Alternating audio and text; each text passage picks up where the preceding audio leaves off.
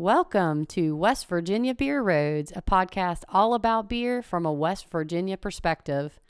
I'm Erin McCoy, here with my podcast partner, Charles Bockway.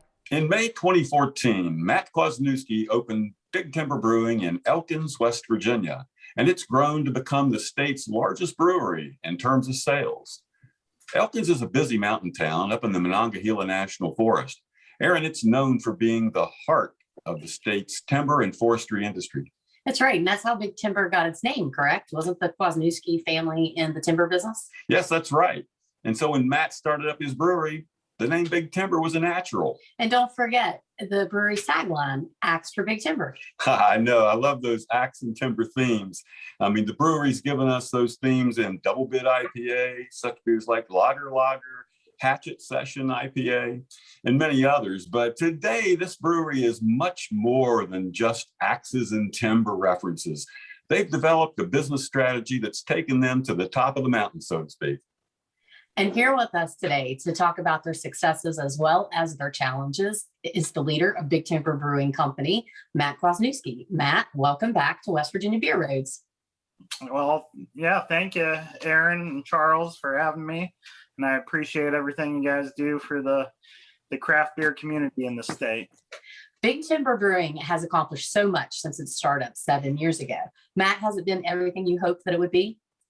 I guess it's been a lot. A lot of things that we wanted it to be. There's still a lot of things we want to do. So it's been a journey, and we've enjoyed all parts of that journey. So. Are you happy with where you are today business-wise? Yeah, we're really happy with the way things have gone and where we're at situated. I mean, wish there was more time in the day, and some of these projects were a little further along, but you know, I can't complain. Life's been good, so. That's great. Well, Matt, we want to celebrate your success today by sampling a couple of Big Timber brews. First, we have your Double Bit IPA. And as we get ready to pour it, we would like for you to talk about it a little bit and give us some information as far as what you think that has made it so popular and why it's so loved in our market. So let's get started. Well, what you guys are drinking is our Double Bit IPA. It's kind of a double West Coast style IPA, which is kind of funny because when we first created this beer, it was really based on some beers we were first getting out of like Vermont, like Lost in the Sip of Sunshine or whatnot. And it was Citra Mosaic heavy, more fruit forward. But what you're seeing now is it's transitioned to, they call it either mid-coast or, it's more West Coast just because it's got high bitterness hops. It's like I said, Citra Mosaic is first and foremost. We've done a few renditions of this. It's pretty light malt body. We try to get it pretty dry, so like down to anywhere between 7 to 9 specific gravity, or around 2 Plato. And we're just, it was kind of, when we first came out with it, it was the kind of the Citra we were getting was not good if we could get it at all. And then finally we got a decent amount, and we're like, okay, let's try to go with a Citra beer, something that's more fruit forward than our traditional IPA, which was more pine and dry. But we were still in the mindset of keeping it pretty dry. But at 8%, it'll sneak up on you. It's got a medium mouthfeel. Yeah, I want to make sure people see the color of this beer. It's a beautiful straw golden color, and it's maybe just a slight haze, Matt. I mean, just a little bit of a haze on that. Yeah, so we run this through our centrifuge usually, so it's spun, so we get most of the solids out of it, but there's still a little protein left, a little chill haze perhaps. Mm-hmm. But yeah, so it'll vary from slight haze to brilliant sometimes, just depending batch to batch, but okay, flavor's pretty much the same. Yeah, it's got good head retention too. We're seeing on here. I'm noticing, a nice head still on this glass, and both Erin's and mine, and that's always something I enjoy seeing in an IPA. Mm-hmm.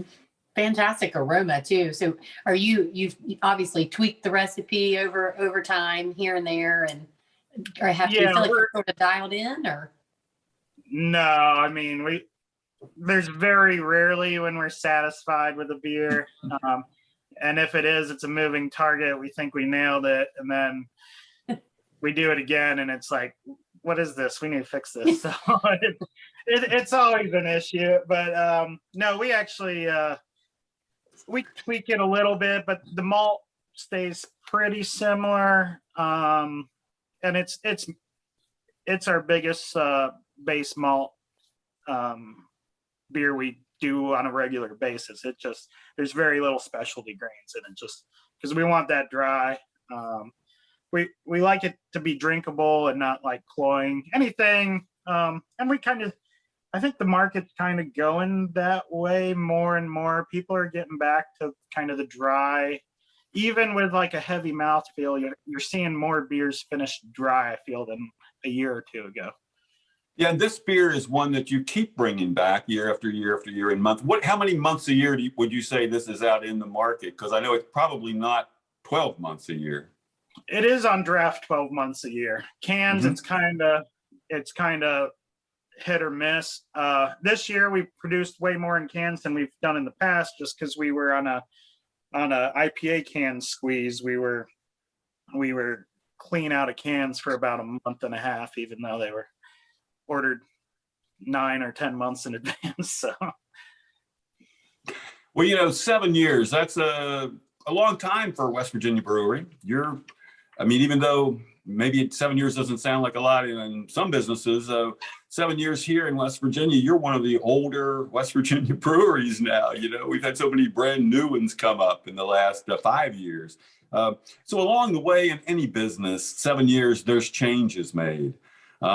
And this year has been a pretty big year for changes, or at least the last 12 months for you, especially when it comes to brewery personnel. I mean, you've had a couple of people who were original partners in the brewery move on to other opportunities, and you've added some major additional brewery expertise or brewing expertise in there. And so I want to start, though, by asking you, who's taken over the outside sales and marketing role that Sam Mosey used to do? And Sam was certainly in our part of the state down here in Southern West Virginia. He was sort of the face of the brewery for so many years there, and the one that really did such a great job helping you get established in our market. Yeah, so we did a partnership consolidation and bought out Sam Mosey and Amber Kwasniewski, my sister, and now it's just myself and my wife Ashley that are the owners. And to take over Sam's role, we hired Jared Wray, and kind of your sales manager, salesperson. They're going to be the face of your company. They're who most people see at events. Jared's been with us it'll be a year in early December. So, but with COVID restrictions still going on, there's still a lot of people that he hasn't met, and it's any sales job, it's kind of a personal experience. Like, you get to meet the person. So Jared's still kind of going through the motions, but most people, most of our distributors have met Jared, and he's getting out to more and more accounts. Yeah, I mean, I think that's a little different for us. When Sam started, or when you guys started, you were self-distributing, and so it was much more important for your marketing guy presence to really be out there in the accounts and see people, because they were actually truly doing the sales. Where now with distributors, it's make a lot of that sales and marketing becomes distributor relationships too. Yeah, and that's one thing that's really grown, is like the distributor relationship. But it is once you get established, which I mean, we're still trying to get into some places and whatnot. So it's but yeah, when we were self-distributing, it's easy. You get to sit there and talk to people where that you're making the sale to. Where with distributors, you still have to get out there and talk to those people, put a face with the company, because the distributors will help sell it, but you also have to educate them on your product, and then you're not the only product they carry. So yeah, it's always, your work is never done with sales. So That's a true statement. Well, Matt, I know, we did the beer can label art session with your sister Amber a while back, which was really cool. And she's moved on now, but I'm curious, who is actually handling your label design and your social media now? Well, at the moment I'm doing label design, which they're a lot more simplistic, and fortunately Amber, like, she had a lot of stuff, so I can just move it around, copy paste, and a lot of stuff already digitized and made up. So I can churn out some labels pretty quick. Social media, Carla Spear has taken that over. She's also bartends some of the time, but she's our social media manager. So she's been doing that since it's a little over a year now, I believe she's taken that over. So, and Okay. she'll be out at some festivals and whatnot, so people will get to meet her. Great.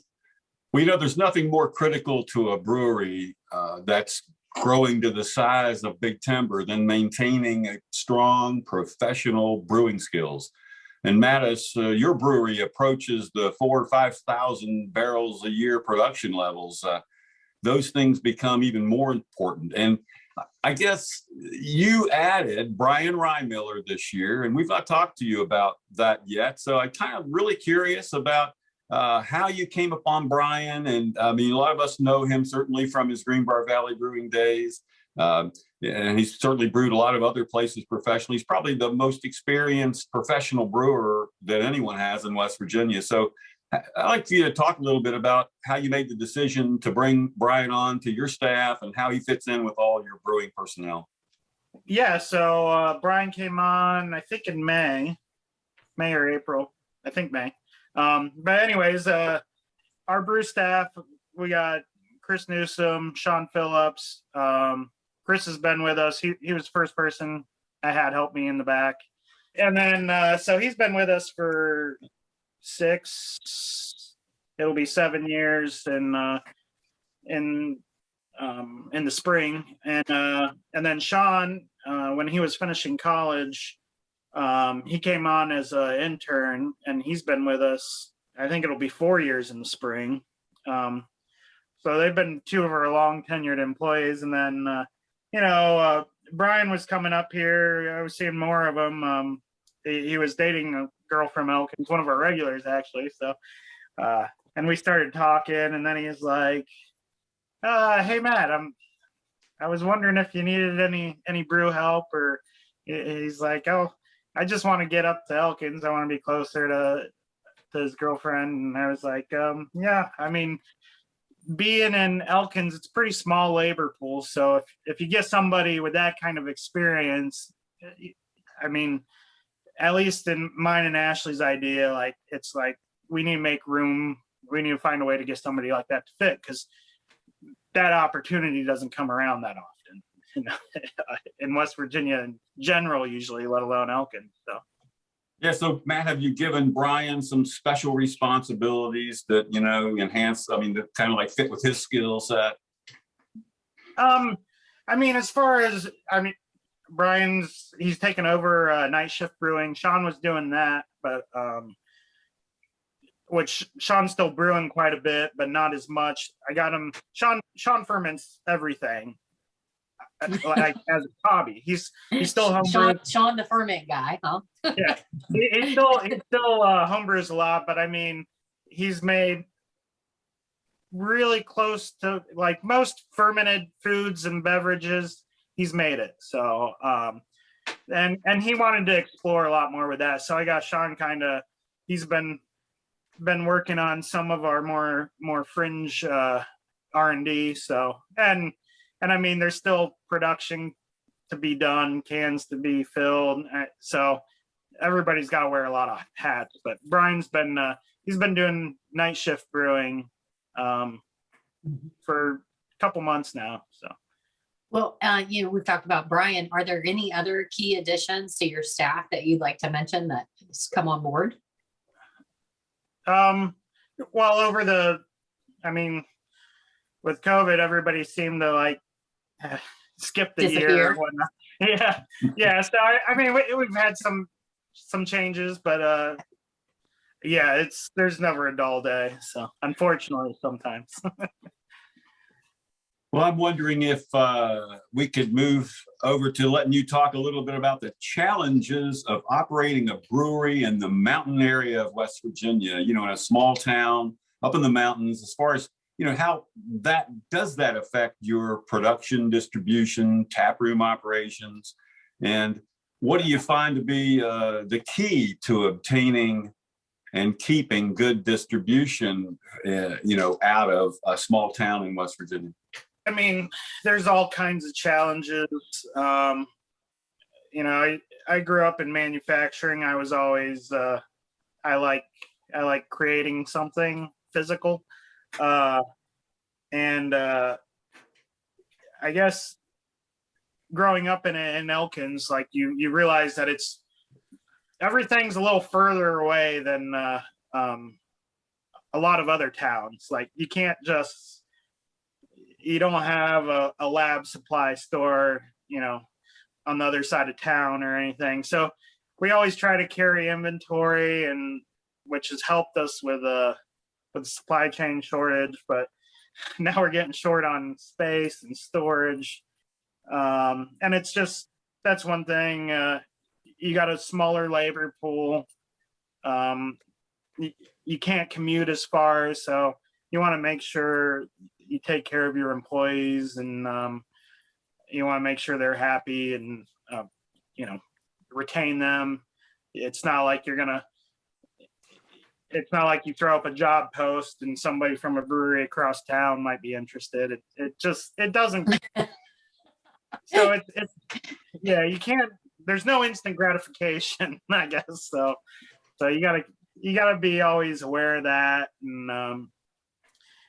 and distributors, we always, from day one, we've always tried, if somebody ordered something, whether when we self-distributed everywhere, it was a bar, it was always on us to we always found it really important to make sure that order was filled, or to communicate it beforehand that we wouldn't have that and try to give them a substitute product. But that's been kind of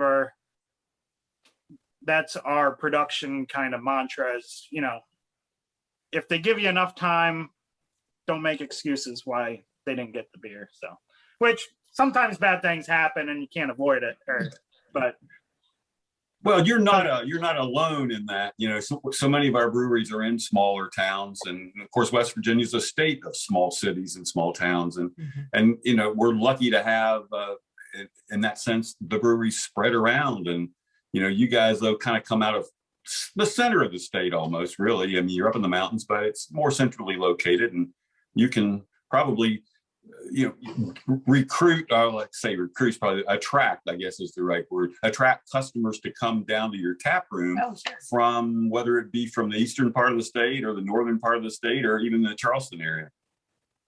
It's surprising how many people drove through Elkins before, to get somewhere. We still get a lot of people that oh yeah, we never really think to stop in Elkins when we're going to Thomas, and it's but as we've been established, our tap room has grown every year, and we're starting to get people that might come visit somewhere, or come visit somewhere in the area once a year, but they stopped, visit us once, enjoyed it, and now they make it an annual stop. So, and the tourism has really helped out. I think that's one thing that COVID actually kind of helped, was people weren't getting on planes, so they were driving. And West Virginia, being where it is, are very rural, sparsely populated, but there's a lot of population around us. So instead of getting on a plane, they drove 3 or 4 hours and they come visit. So,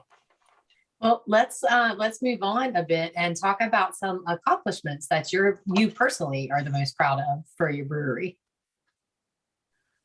Yeah, as far as accomplishments with the brewery, it's nice that we were able to start a business from the ground, and now it's something that supports my family and supports some of our employees' family.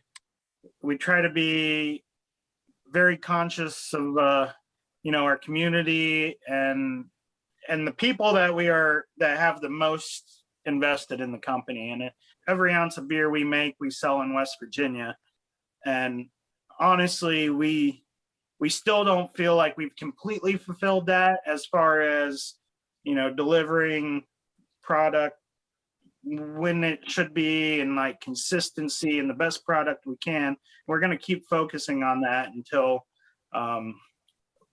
we're somewhat satisfied, but I don't know if that'll ever happen.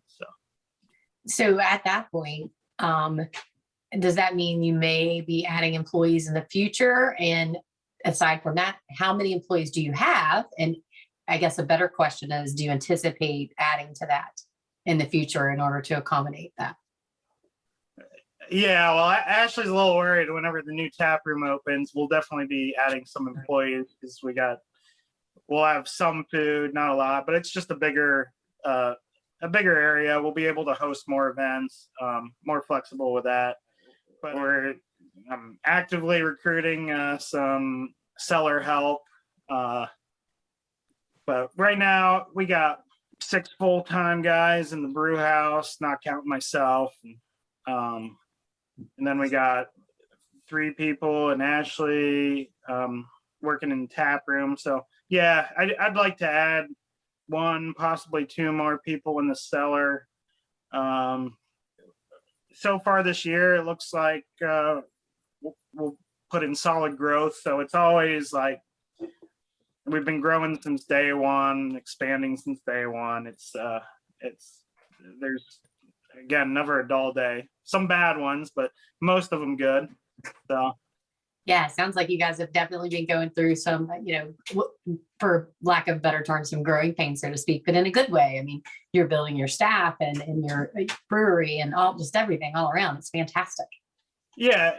And we think I think we've done like 20% growth, not counting last year, but for around 15-20%. And that's about what we can handle being in where we are, the labor pool, and just making sure we maintain quality and consistency. I literally just drove to Maryland yesterday, picked up 2 15-barrel fermenters to hopefully, we have 2 15s, and the original intention was to use them as yeast props to grow them to fill our 30s and 60s. But they're always taken up with specialties and one-offs. So now we might do that. But yeah, coming up, I got all the guy, Chris, Sean, and Brian. I told them all, you guys all make a beer. I'm not going to have anything to say about it. The only thing I'll figure is how much we package or how much we make. So that'll be exciting. I'm excited to see what they come up with, but maybe a little scared. Who knows? That's the fun part. Yeah. I know you told me before that, when you started the new brewery and you bought some bigger tanks because, you thought you needed some large lager tanks and some large ale tanks for your flagships that you put out in distribution, which I know you did. And of course, then COVID hit and, things start to change and you start making a lot more small batch beers, which we've noticed, and I don't want to talk about those beers specifically. We're going to get to that a little later. But I think what I wonder is how has that impacted it? That's part of why you brought those new 15-barrel fermenters in so that you can expand and keep going with your smaller batch programs? Well, yeah. And, usually they're always tied up on small batch. We've been wanting to do something with some more some different bugs and whatnot. And it's just, or we got to rush or transfer something maybe a little sooner than we'd like just to get another beer in there. But like I said, it'd be nice to have something to prop yeast. If we're brewing, our 60s are usually IPA, once in a while seasonal or porter or lager. But, if we want to pitch a new strain of yeast, that gets expensive. So we'd rather be able to grow it in the 15, but the 15s are never open, and then pitch in the 60. So it's just, it'll be a cost savings, but it definitely opens up a lot more flexibility in the brew house. Just that's a great thing about fermenters and tanks. The more you have, the more variety of sizes, it just kind of, it allows you to get creative on the production side. So. Well, I don't know about you guys, but I think it's time to sample another Big Timber beer. So what do you think? This time we're going to have a dark beer that's been one of the core flagships for Big Timber Brewing Company, and it is Big Timber Porter. And Matt, we definitely want you to tell us about that beer.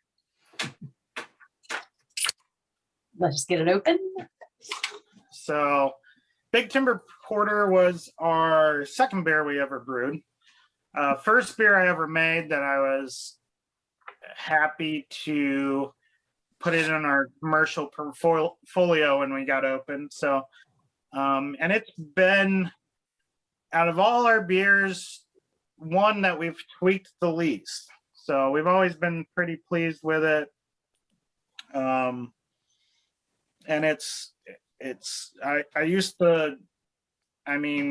we were talking about it today, about 50% of all the beer I used to drink would be a porter. There were some great ones when I was living out west for a couple of years, and and so it's near and dear to my heart, and it's done really well for us. So. Well, there's so much flavor with this one. There, can you get into that a little bit without me being the one talking about it? They want to hear you. So porter, we use 5 different specialty malts in it. It's heavy to the brown malt. If you're interested, a few years, it's been a few years at least, but we posted the recipe with Brew Your Own. But yeah, a lot of brown malt, some dark caramel malts, chocolate. It's big and rich, but it's not cloying. It's not heavy. Finishes dry. As a description, we put chocolate coffee balanced on there, and there's no chocolate in it. There's no coffee in it, but it's the roasted malt flavor coming through. Mm-hmm. And we like the balance because it's bitter, but it's sweet. It's rich, but it's dry. So it's a beer that we drink and we enjoy it. And it's, we think about, oh, what can we do to it? And we don't do much to it. So. Well, that's good. Yeah, this is a beer that you see in distribution everywhere. It's in Go-Marts, Walmarts. It's in Kroger's. It's around. This beer, I guess along with your IPA, probably has the best distribution of any brewery or any beer from a brewery in West Virginia. Yeah, and that's one thing. Whenever we were coming to market, the market's changed so much, but still, dark beers don't get much love in distribution. And there's a lot of people out there that drink predominantly dark beers. And that's, I guess that's like the whole macro beer thing in a nutshell. It's like, well, they always worried about their biggest seller. Like these little sellers they cut out, and eventually they didn't make anything but 2 or 3 beers. And it's like, porter is not our biggest seller. It's up there though. But it is a beer that I don't ever see disappearing from our portfolio just because it's a dark beer. We're really happy with it. And there's a niche of that audience that's the beer they want to drink. So, and it's, I get a little disappointed when I go into a bar or tap room and it's, they got 20 taps and 18 of them are IPAs. It's like, I drink a lot of IPA. Hoppy beers are what I drink the most of, but it's sometimes I'm not in the mood for it. I want something different. So that's why we really try to push getting porter available to, short drive for everybody. So, the thing is with beer, it's like if it's a well-made beer, I'm gonna enjoy it, whatever it is. So, otherwise, I don't need to drink it. So let's talk a little bit about upcoming beers now at Big Timber. You have some good beers coming up for November and December. We got new Hazy coming out. Jazzy Juice, I think, is what we determined the name, but that should be hitting market towards the end of October, early November. We have a Brettanomyces Pale Ale. We did Bag of Screaming Goats. That goats? Bag of Spell that, is Goats. it GOATS? Bag of Screaming Goats? Yeah. Weird music reference. That's our first Brett specific beer. It's a barnyardy, fruity, funky pale ale. Nice. We got we did a pro-am competition with a pastry stout, and we're brewing. We'll actually adjunct it tomorrow, so probably in a couple weeks as well. We'll have Steve Straley's vanilla orange chocolate cream stout sort of coming out. Oh, that sounds fantastic. So what was the inspiration for that one?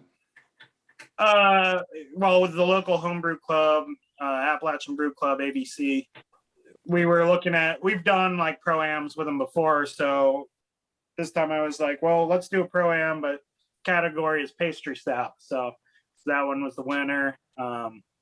We brewed the beer a little. It's been sitting in a 15 for a minute. Finally got oranges in. It's kind of took a little while, but we'll be adding them tomorrow. Won't take too long before it's out. We got a barrel-aged Barleywine coming out. And that was an interesting story because we brewed a beer that was a ton of crystal malt. I'd never want to put that much crystal malt in a beer. But we did it to barrel age it to blend in with our stouts if we thought they dried out too much. But whenever we taste the barrels, we'd be like, we really like this beer. And it's we don't want to blend it with anything. It's great as it is. So we'll have that'll hopefully be coming out mid-November. And it's been in barrels for a couple of years. Alpenglow and Frost Notch will be coming around soon. So Frost Notch should be seeing it early mid-November throughout the state. Alpenglow will probably be early December. So that's our cranberry, orange peel, rosemary goza. So that's a lot of great beers. I mean, some of the more popular ones, plus some really new ones that you're bringing to market, and it's all exciting. And again, I love that because as we were saying a little earlier, your small batch program has really taken off, I think, for you. Do you think that given that little list of beers you just went through, that kind of speaks to where you see the market going? I don't know. It's kind of funny you asked that because I've been talking, Ashley and I have talked about it a lot, and I was actually talking with the guys up at Old Mother and Frederick. We kind of went in with them to buy tanks, and that's where I picked up the tanks at. And it's just I see the market going a lot more, kind of focused on older beer styles, either lighter drinking or drier finishing. I don't think hazies are going anywhere, but I think pastry stouts will be around, but I don't think they're going to be as popular, sought after as you always saw them. Same with our fruited sours. We're going to focus more on keeping them just fruit and lactobacillus. We're kind of getting away from the basic beers with lactose in them. I think they're fun. We'll still do them. They're not going away, but I felt like last year we might have went a little heavy into them. And I don't know, we've done some light beers this year. We did Babushka, the Grzycki, and I really enjoyed that. It's a smoked beer, so it's kind of polarizing. We did like our farmhouse table beer. It's like 2.6%, and we got really good feedback on kind of those lighter, just, you know, I don't want to say like beer that tastes like beer, but beer that tastes like craft beer. I've had some like really, really off the wall, like fruited beers that I swear they taste just like puree, and it's like I don't want to go there because I don't. Yeah. So, but you also this year got into the seltzer game. Your cherry lime seltzer. I'm not sure if you've made others, but talk a little bit about what you were trying to do there. Yeah. So actually, last year we brewed the first batch. We didn't really distribute it. It was for my brother's wedding, so his wife liked them. So we brewed a batch, and some of the guys they enjoy them as well. So we did that, but we kind of stayed true to like our what we do with our fruited sours. We've never used puree. We've always done whole fruit and processed it in the facility. Takes a lot of time. Sometimes they're fun days, sometimes they're bad days, but it's I don't know. I like keeping ingredients as simple as possible. So we did cherry lime. We've done 2 batches of that. We enjoyed it. And again, we like that it's like really dry and clean. We're not trying to make it something it isn't. It's just alcohol, water, and flavoring basically. But so we are gonna try to expand that maybe a little. Just do a few different flavors, but again, it's something new and different. And like I was talking about before, myself and we got 3 very well experienced brewers on staff, and it's like we all like trying something different or changing things, and it's so that's the great thing about being our size, is that we have the opportunity to do that, and it doesn't hurt as much when something doesn't go as we plan. So yeah, there's a lot of directions I can see right there at Big Timber Brewing. Yeah, it's not just one thing, it's many things. Yeah, just a quick question. You said you always use whole fruit. Do you locally source that when you can? Yeah, we try to locally source this. Sometimes we do stuff. One problem, and I have a big gripe about it, is the seasonality game. So, you know, you're brewing pumpkin beers in August, and you know, like, I like them. I haven't had one for a little while. Actually, well, I say that, but we actually tried one today that old mother gave us. But it's just like to get out in the market, and that's one problem with like distribution. We got to start things like a couple months before maybe, or plan about it, and it's just so usually whenever your fruit is actually in season, that's what people want to drink. And it's like, well, some of these beers, they might take a month to make, and it's you're not buying fruit in season. So, but sorry, long answer. No, but we try to locally source. We used to pick our cranberries. We don't do that anymore. We like our River Cruiser, we're not going to get local dragon fruit, but we get local cucumbers from my brother, my parents, their farm. That's where we send all our spent grain. So that's cool.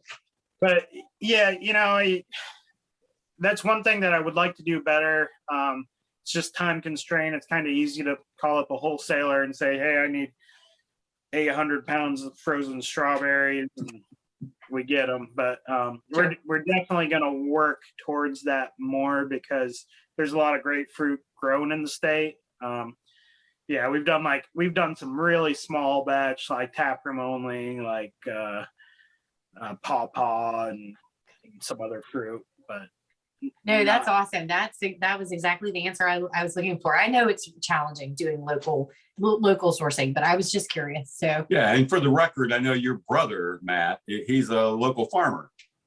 Mm-hmm. Yep. So my parents and my brother, they have a couple 100-acre farm. They raise cattle. My brother does a lot of produce. So grows about everything. He runs like a community supported agriculture and has like a farm store. So him and his wife, they've been busy. They actually just rented some space at one of the old butcher shops that closed down. So he's going to try to get that going again. Of course, the big news that we're looking forward to is the development of the new tap room. Talk a little bit about that, if you could.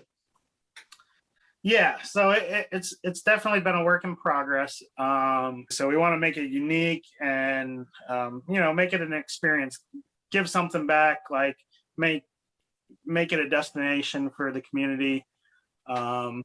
So tap room's taking a long time, but I think people will be excited when it opens. We're working with the city to get the river back into proper shape. So we're hoping big things with that. We might be we're on a board trying to get like a river walk going, and but yeah. Let me cut in here for just a second. You brought up the river.